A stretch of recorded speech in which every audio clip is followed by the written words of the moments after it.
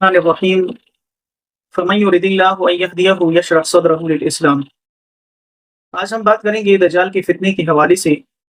یہ فتنہ قیامت کی بڑی نشانیوں میں سے ہے، اور اس کے بارے میں نبی کریم صلی اللہ علیہ وسلم نے ہمیں بار بار خبردار کیا ہے۔ اگرچہ قرآن مجید میں دجال کا نام صراحت کے ساتھ نہیں آیا، لیکن اس کے فتنے کے بارے میں اللہ رب العالمین سورہ انعام کے آیت نمبر 125 کے اندر فرماتے ہیں فَمَن يُرِدِ اللَّهُ أَن يَهْدِيَهُ يَشْرَحْ صَدْرَهُ لِلْإِسْلَامِ، جس کو اللہ جل جلالہ ہدایت دینا چاہے تو اس کا سینہ اسلام کے لیے کھول دیتا ہے۔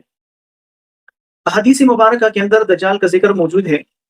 ایک حدیث میں آپ صلی اللہ علیہ وسلم فرماتے ہیں ما بین خلق آدم الی قیام الساعۃ، آدم علیہ السلام کی پیدائش سے لے کر قیامت آنے تک خلق اکبر من الدجال، دجال کے فتنے سے بڑا کوئی فتنہ نہیں ہوگا۔